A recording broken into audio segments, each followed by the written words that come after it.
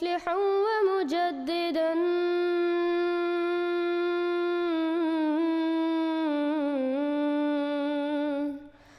فارنوا بنظر طاهر وجناني.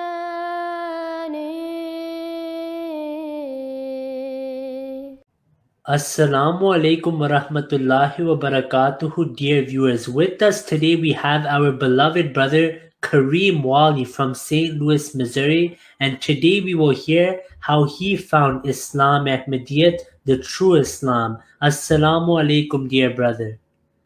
Wa alaikum assalam wa rahmatullahi wa barakatuh. So brother, our first question for you is, what is your name and background? I am Kaleem Wali. My name was officially changed in 1996. I was born and raised St. Louis, Missouri. Basically lived here all my life, except for when I turned 18, I joined the Army. My family was basically Catholic. But my mother was really not religious. We were not pushed to go to church. The only time I can ever recall us actually going to church was during Easter, when we dressed up and then we would go to service. But other than that, I really didn't come from a religious background. My grandmother was a devout Catholic, so she went to church basically every Sunday. And so growing up, when I got about 12 years old, I started seeing the world there was problems going on in the world. And so from that moment on, I started seeking answers. And one thing that I did know was that I could not see myself as being a Christian, because I saw too much inconsistency between people who said they represented God and what I knew God to be intuitively. You know, common sense will take you a long way, which is the very nature that God put in us. So I was seeing that those who said that they represented God was inconsistent from what I knew God to be. And one of the things that truly disturbed me, because at that time I was not really calling myself a Christian, but Christianity was the only thing that I knew. And the perspective of God came from a Christian perspective. And I was about 13 years old when the movie The Exorcist came out. And what really disturbed me about that movie was that this girl was supposed to be possessed by this devil, this demon. And yet these representatives of God came to perform an exorcism. And as they were performing this exorcism, nothing that they were doing worked. I mean, they tried the holy water, they tried the chants, they did the cross. And so I'm looking at this as, how is it that this demon that's possessing this little girl cannot be exorcised by these people who said that they represented God?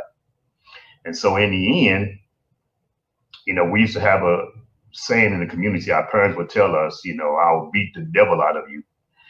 And that's exactly what had to happen. He actually had to resort to ungodly means in order to really get this demon to leave the girl. He wound up beating on the girl.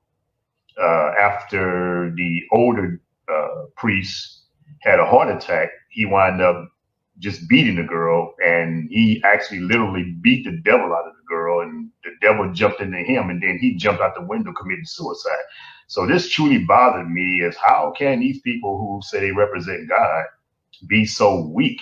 How can what's supposed to be truth and goodness be so weak in the face of this evil that they could not exercise out of this little girl? So I started questioning things going on in society, and particularly from a religious point of view. And my mother told me at that age that that type of thinking was going to get me in trouble.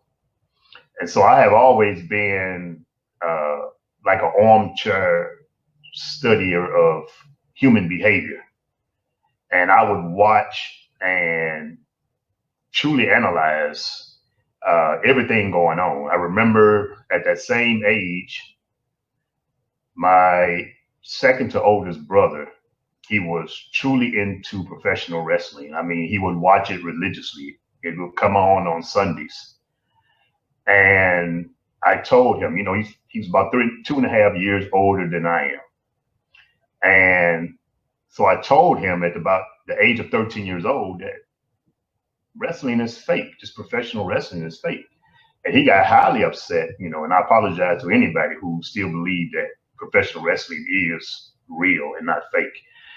But he got highly upset because he just knew that wrestling was real. And I told him, I said, no, it's fake. So I've always studied and watched human behavior.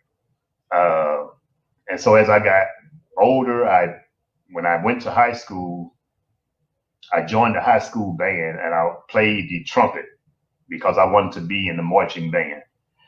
And so I played the trumpet throughout my high school years. In my senior year, I got a scholarship to 3 universities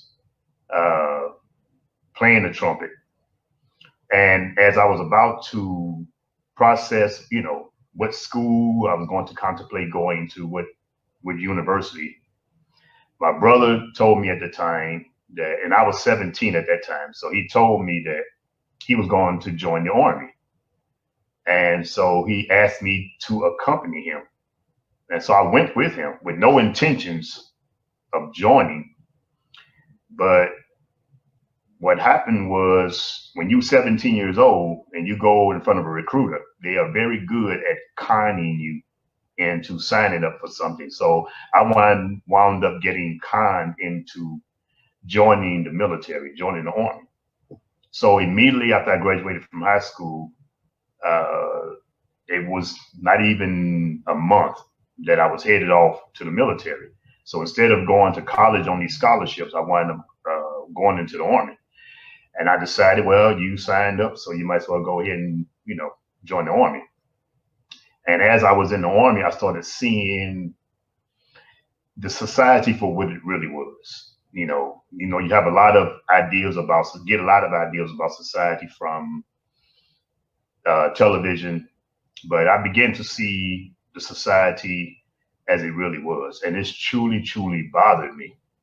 So I did 3 years in the military, and I knew that I was not going to stay in the military because it just wasn't for me. So I got out, and 5 months after the military, I got a job with the U.S. Postal Service. And by the grace of Allah, I've been on that job now for almost 40 years. And when I got in my mid-20s, I started really questioning what was going on. I never danced, I never drank, I never smoked, I never did most of the things other people did. You know, my mother told me, I never knew my father. So my mother told me when I was about 15 years old that my father was an alcoholic. And so I knew that if I had his genes, if he was an alcoholic, then I had the potential of becoming an alcoholic. So I promised my mother at that time that I would never drink. Even when I went into the military, people tried to talk me out of it because they say the military just breeds alcoholics, you know. But I told them that I'm not going to drink. And even when I went into the service, the friends that I had, they all drank, you know, they all drank alcohol. And I would just drink soda, and I would be around them, but they never would even offer me the alcohol because they knew that I had an adverse, I was adverse to drinking alcohol because I didn't want anything to interfere with my mental capacity, mental capability. So in my mid-20s, I would always go, every time Farrakhan would come to town, I would always go to see Farrakhan. I think I went to see him 4 times within a couple of years. And so I'm trying to figure out what is going on in society, and I would accompany my brother to the local clubs in the area every Friday night. Like I said, I didn't drink, I didn't really dance, I didn't do any of that. But being that he was a heavy drinker, I would accompany him to ensure that he got home safe because I was his ride, his ride home. And so at the age of 27, I basically had really not even, I was adverse to praying because what I saw people praying to just did not sit well with me. I was seeing people praying to picture, deity, an image of someone who looks like the very people who was persecuting us. So I knew instinctively that the problem and the solution could not look alike. So if these people were the problem, then I knew that that could not be the solution. So I always had a problem with praying. But at the age of 27, everything was going right in my life. I had a good job. I had just purchased me a house. But the way people were being treated in the society, not just here in America, but abroad, it really truly bothered me to the point where I got depressed. So at the age of 27, I just had a feeling that I was not serving the purpose of me being here. So I asked God one day, what is my purpose for being here? And in hindsight, it's like as soon as those words left my mouth, I started seeing events started unfolding that eventually I knew was leading me straight to Islam. I immediately got a distaste for going out to the clubs immediately after I basically asked God what was my purpose for being here. So my brother basically had to find his own way because I was not going to any clubs anymore. I immediately started growing my facial hair. Now I couldn't tell you why I started doing these things, but I just got to the point where I figured I wanted to grow facial hair. And so I was reading an article one day, and the article basically was talking about how America is trying to destroy the Black family by going after the Black man. And at the end of this article, it stated, we need to reclaim Malcolm X. And I knew nothing about Malcolm X at the time, so I decided to start doing some studying into his life. So there was a coworker of mine who had some records of Malcolm X's speeches, and he made some recordings for me at that time, cassette tapes. He made some recordings for me. And so I started listening to those tapes. At the time, I didn't know anything about Islam. I still was not interested in the religion. And so I'm listening to these tapes, and these tapes are beginning to wake me up as to what type of society we were truly living in. Then I read other books by various authors that get into the psychology of racism and what's going on in society, because I had to understand the why. And I was learning a lot from these books. I was reading everything that I got my hand on, and from authors that most people probably have not even heard of, but they were the ones that were delving deep into the society, the psychology, racism, the psychology of just the cruelty that was going on among humanity. And so this was an eye opener, and it was good in a sense. But the only problem that I had was all of these books that I was reading, they were great at diagnosing the problem. And as we know in Islam, all truth, no matter where it comes from, is nothing more than a commentary of the Holy Quran. So they was basically putting out this truth as to diagnosing the problem going on in society. But no one had the solution. So it was still plaguing my mind. What is the answer to these problems that are going on in the society? So when I got into my early 30s, I was looking for an organization to volunteer for. And at that time, I had got a hold of a documentary about Malcolm X's life. And this was a audio, like a video, what they call a video cassette player. And so as I popped the video in, I'm looking at Malcolm speaking. He said that Moses and Jesus and Abraham, peace be upon them all, he said that they were Muslim. And that hit me strange. And so it was two things about watching that video that attracted me. One was he said that all of these messengers of God, they were all Muslim. And so finally, I was able to see a connection between these various messengers, that they're all connected. But another thing that also impressed me was when I was younger, I always felt that Christianity made the black man weak. Whereas in order for him to be a good Christian, he really could not defend himself. He couldn't defend his family. He had to be so docile in order to be a good Christian, in order to make it to heaven. And that never appealed to me. So now I'm hearing Malcolm talking about these messengers of God, and I'm finally seeing men with their masculinity intact, praising God. So I went to work after looking at that, and I was like, I need to find me a mosque. So I went around asking people, anybody know a mosque that I can go visit? And there was a couple of people there from the Nation of Islam that had invited me to come to their mosque. And every time they would invite me, week after week, for some reason, I just could not go. And as Allah would have it, there was a young man working in another unit separate from mine. And I would see him out there, and I knew he was different from everybody else. And by the grace of God, they moved him to the unit that I was working in. And I found out that he was a Muslim. And the thing that impressed me about him was that he didn't talk. When he expressed himself, he didn't talk in the local language, if you know what I mean. We used foul language almost every other word. But he would express himself in a very dignified manner without having to resort to cursing and getting loud.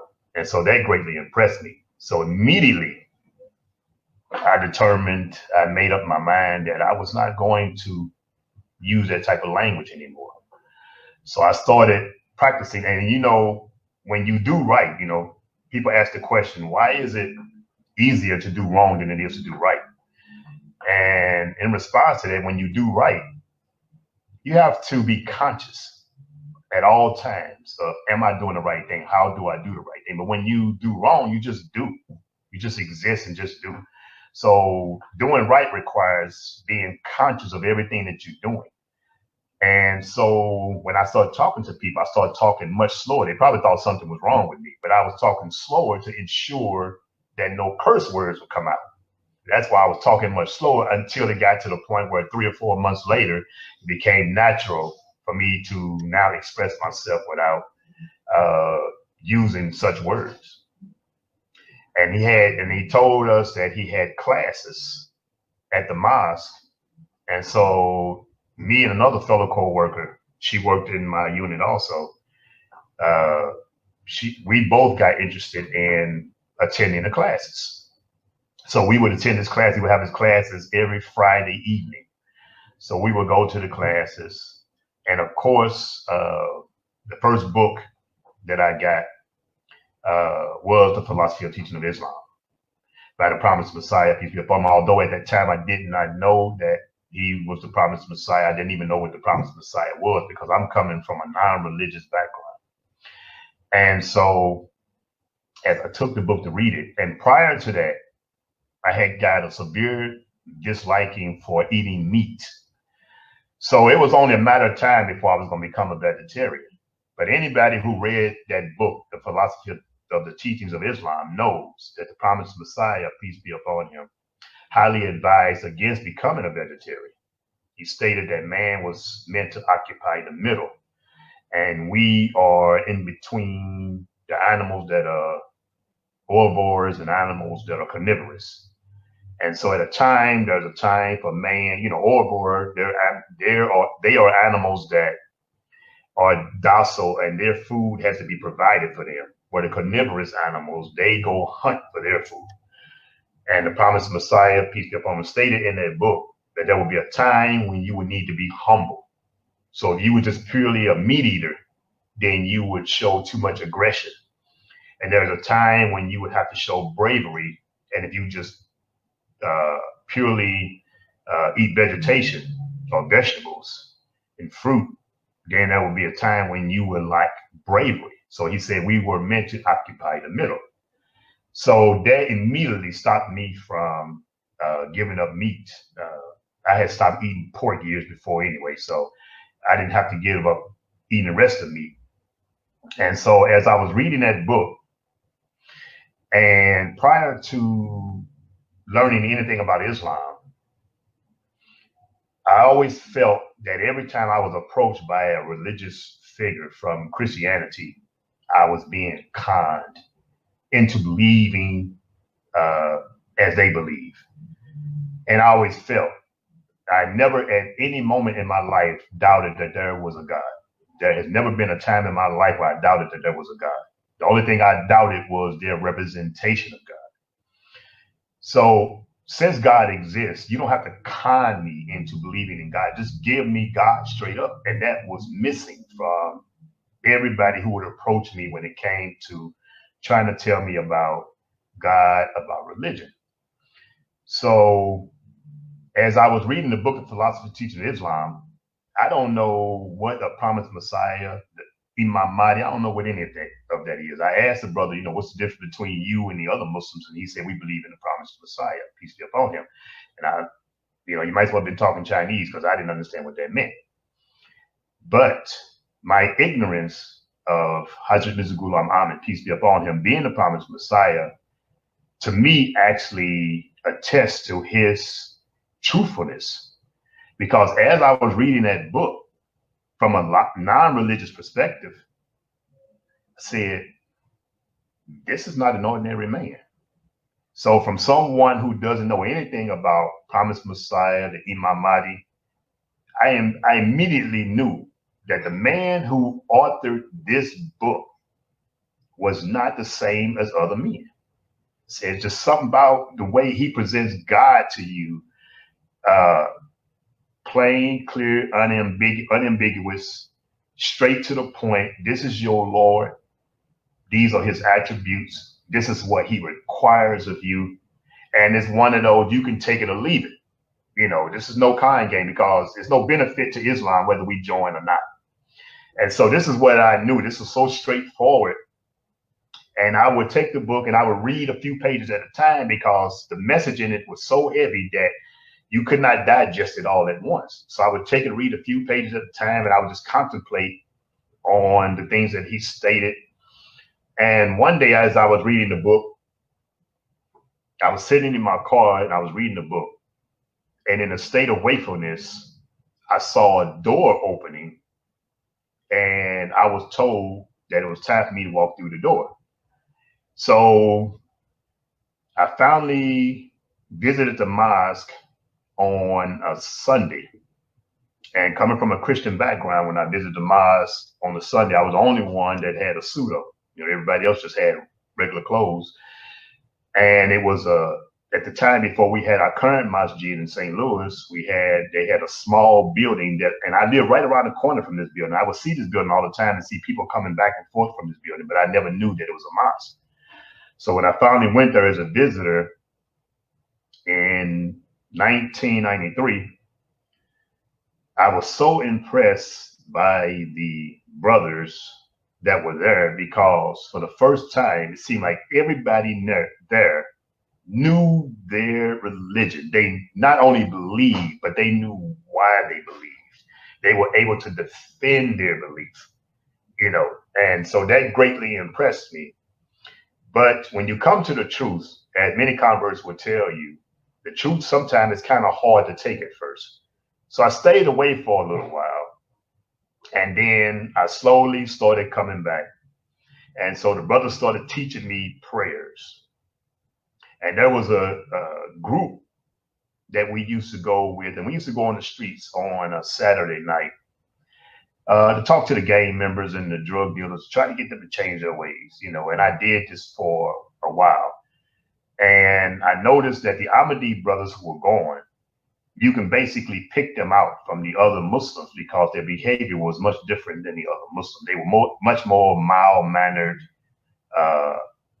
much more calm in their demeanor. The other ones seemed more angry, whatever. And not really knowing Islam, I was taking cues from this group because they were basically mostly Muslim. So I was taking cues from this group as to what Islam would allow and what Islam would not allow. And they really had an adverse mindset to race. And so when we would go more, we would talk more about the behavior of whites in the society than we would anything Islamic or anything religious. And so I would go to this group every Saturday. We would hit the streets, go out, talk to the gang members and the drug dealers and all that. So I really didn't know Islam. I didn't study the Quran. I hadn't studied the Quran yet. So I'm just taking my cue from them that whatever they're doing, this is what Islam must allow or whatever. So as I came back and I started studying more and more, and one brother asked me, you know, as they were teaching me the prayers, and you know, when you a convert and you learning Islamic prayers, you going to school all over again. So as they were teaching me the prayers and I was making my notes, writing the prayer down, I'm still thinking, you know, I love prayer. I love that mode of prayer, but these people get up too early to pray for me. So I know I'm not getting up at no 4 a.m. to do prayers. So as I would go to this group, and before we would go out on the streets and talk to the gang members, we would basically talk among each other. You know, you get a brother get up there and speak as encouragement before we hit these streets because it was dangerous out there. So, and we were basically putting our lives on the line every time we were on the streets to try to talk to these young men. And the leader of the group one day said, "You brothers need to start doing your prayers." Now, I wasn't a Muslim yet. I had not joined yet. And there might have been about 30, 40 people in that room, but I took it as a personal message to me from God that I need to start doing prayers. Now, this is someone who was still adverse to doing prayers. So I said, okay, the next morning I'm going to get up and I'm going to start doing my prayers. I'm going to start learning how to do these prayers. I didn't know prayers by heart. So as I'm doing the prayers, I got up at 4 in the morning. As I'm doing the prayers, I'm reading it from the notes that I'm taking it. And my oldest brother had been missing for a couple of years. He had, you know, unfortunately got strung out on drugs. He had owed people money, and he told me people were after him. And so he had just, at that moment in early 1994, he had been gone, missing for 2 years. So as I'm studying these prayers, I'm like, let me give this prayer thing, let me put it to the test. You know, as I know now, you don't test a lot, but Allah knew where my heart was. He knew my ignorant state at that moment. So I basically went into supplication. And when I went into prostration, I supplicated to Allah. Oh, Allah, a brother has been missing for a couple of years. We don't know anything about him. We don't know whether he's dead or alive. Please give us some information about his well-being, whether he's dead or alive. Give us some information about him to ease our hearts. Shortly after that, about 3 or 4 days after that, my sister, who was an in-home nurse for an elderly woman, she was in a woman's home and she had some time on her hand. And my sister's not religious, but she had some extra time on her hand. So she just sat down to just thumb through a magazine one day. And in the magazine, when she opened it up, there was a picture of my brother. And in that it said he had got off drugs. He was clean and sober. He had straightened out his life. And he had moved to Kansas City, Missouri. And right after that, he called us. So at that moment, any doubts that I had about the power of prayer was immediately removed. Any doubts I had about the truth of Islam was immediately removed. But as a converts, we still waver because we feel that this religion is too good for us at this moment. I'm not good enough to be in this religion at the moment. I need to clean myself up right now before I can become a part of this community. So the brother asked me after I've been studying a while, he said, so do you have any questions? Because I guess he was wondering why it was taking so long for me to sign by it. And I told him, I said, brother, one thing I do know is I have no choice but to join Islam. I said, because any reason that I would have not to join Islam would purely be secular, purely be worldly reasons. There is no spiritual reason why I could not join Islam. And I truly understand that God says he holds you accountable the moment that truth enters your heart, not when you join Islam. The moment that truth enters your heart, that's when God said the accountability starts. So I had no choice. I could have walked away, but I knew that if I walked away, I was walking away from the truth, and I knew that I'll still be held accountable. So as Allah would have it, the fourth Khalifa came to America in 1994 to inaugurate the Sadiq Mosque in Chicago. And so this was my opportunity, and the head of the community that the organization that I was with, where we would go out on the streets and talk to the gang members, he had already picked a last name with me. We picked Wali. And so I was calling myself, at that time, my first name was Clifford. So I was calling myself Clifford Wali. When the fourth Khalifa came to America in 1994, by the grace of God, even though I was not a Muslim yet, I had a mulakat. I was able to have a group mulakat with Hazur. And he graciously picked my first name for me, Kaleem. So from that moment on, I became unofficially Kaleem Wali. And by the grace of God, also, he graciously did the bayat ceremony in that area during that weekend. And I took bayat at the hands of the fourth Khalifa. May Allah exalt his status in paradise. And so after I took bayat, I came home and I was all excited. Now this group that we would go out on the streets and talk to, all the Ahmadiyyats had stopped going at that time. So I was the only Ahmadi that was now going to this group. And I went in there and I was all excited, and I go in and I said, brothers, I took my shahada. And they were, alhamdulillah, mashallah, and they said, well, who did you take your shahada with? I said, the Ahmadiyyats. And once I said that, the whole room got quiet. I mean, you could hear a pin drop. But that did not deter me in the least, because I'm the type person that once I know something is the truth, you cannot sway me different. And I gave them a chance to tell me what was wrong,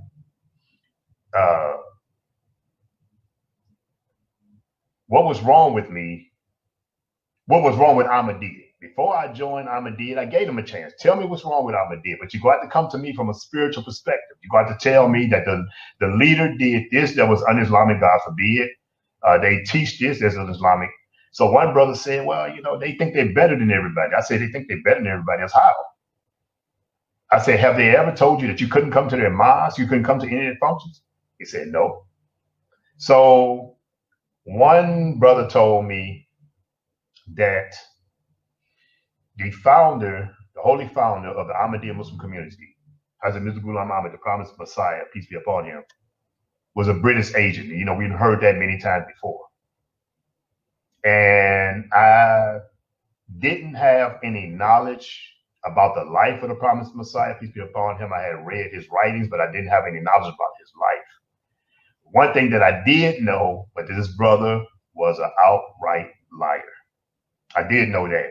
I knew it instinctively, because the man who wrote that book the philosophy of the teaching of Islam was incomparable to any human being that I have known of. I didn't know anything about the Holy Prophet Muhammad sallallahu alaihi wasallam, but any human being that I knew of, past history, present, nobody can compare to him. So I got angry. Instead of it changing my mind, it actually made me angry.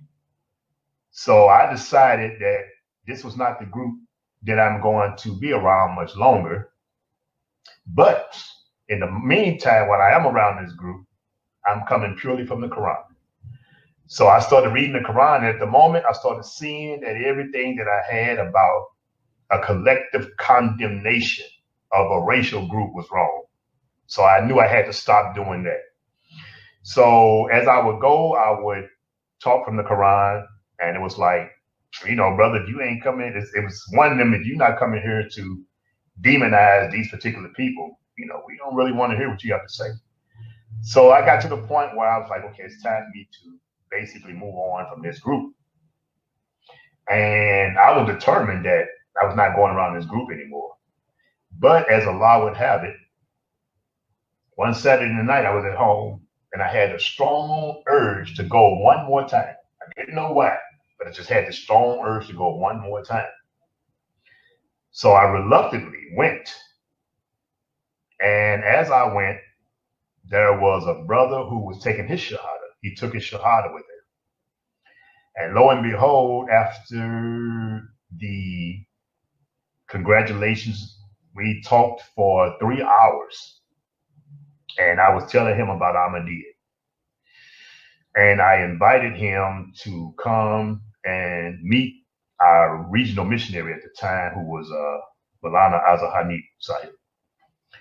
And so it was on Christmas Day,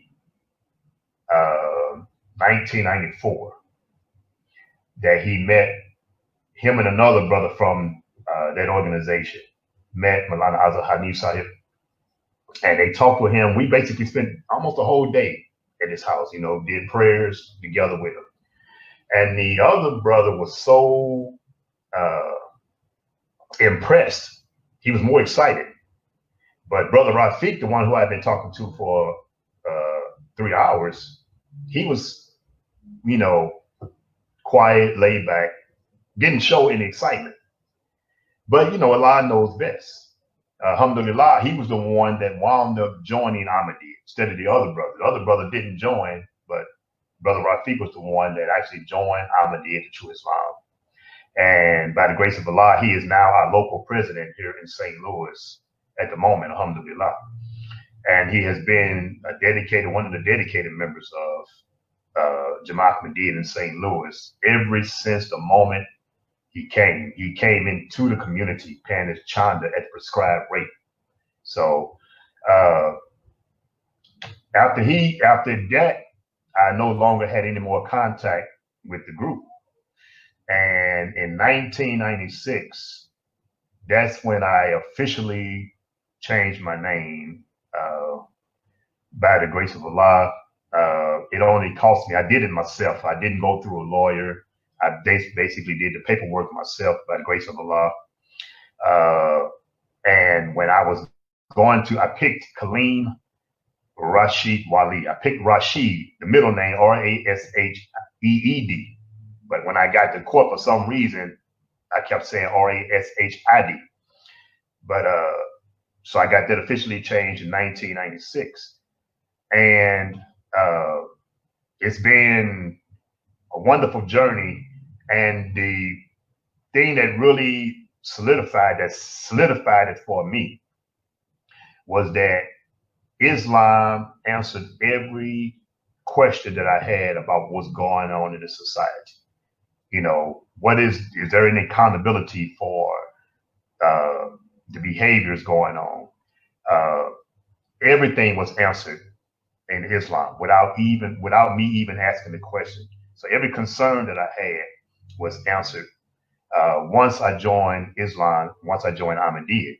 And all of those vices that you may have, that you think you need to get rid of before you come into, once you join and you make a commitment to submit to the will of Allah, Allah will remove those obstacles, those things that were troubling you, that made you feel that. Because if I wait until I got, I don't know what I was expecting, become righteous before you join the righteous, you'll be waiting forever. That'll never happen. So you come in with the intent to submit to the will of Allah. And by the grace of Allah, it's been a wonderful journey. I've been Ahmadi now for 26 years. And I've held the office of financial secretary for the local Jamaat for 19 years. And I was actually the president for 3 years prior to Brother Rafiq becoming president last year. So it's been a wonderful journey. And I would advise anyone who is outside the fold of Islam, whether you're an atheist. I've watched a lot of convert stories. That's one of the most favorite things I like to do, is watch how people converted to Islam. And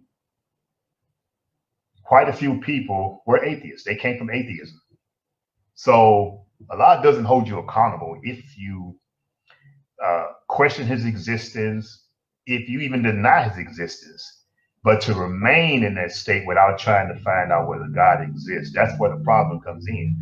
So I noticed a lot of these people who converted to Islam, they said, I didn't believe in God. But I basically said, God, if you exist, then prove yourself to me. If you exist, prove yourself to me. As our dear brother Abdul Hakim Shahid stated in his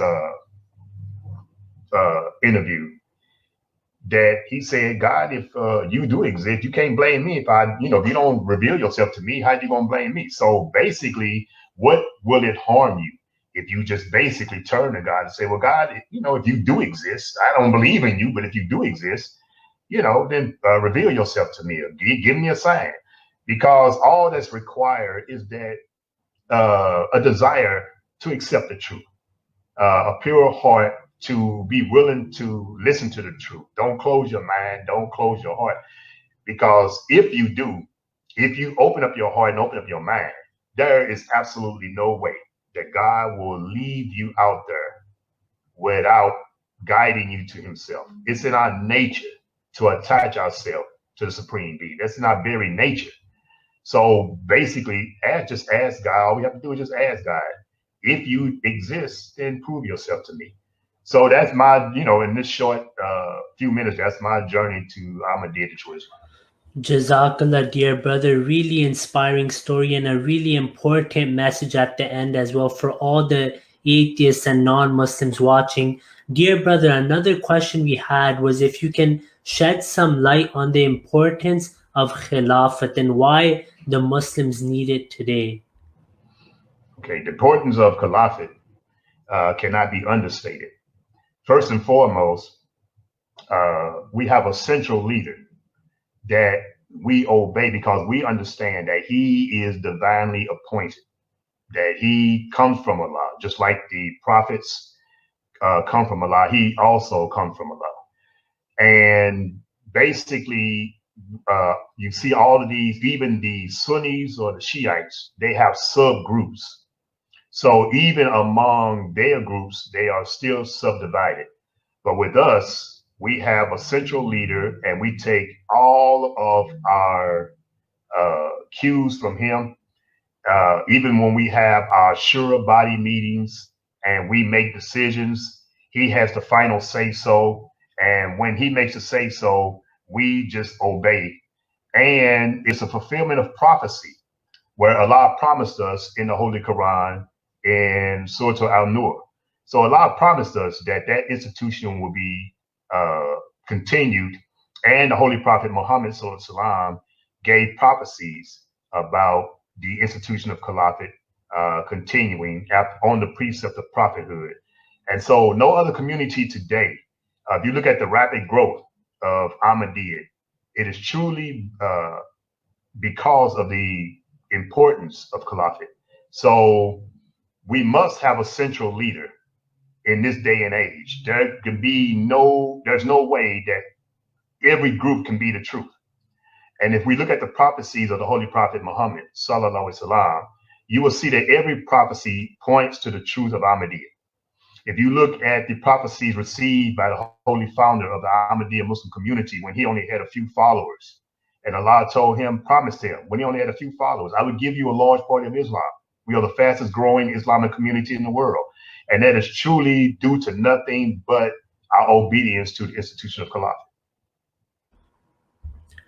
Jazakallah, Brother Kaleem Wali. Once again, we have just heard your journey and it was really inspiring. So I thank you for your precious time that you took out for us.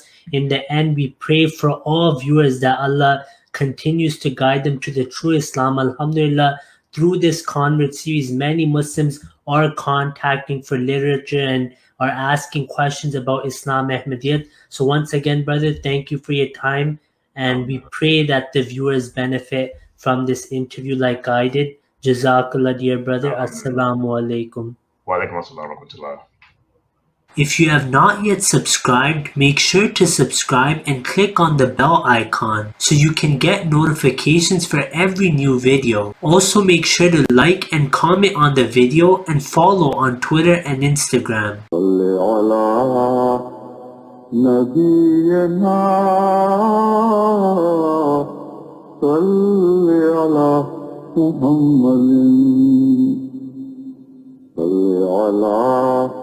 سفينا صل على محمد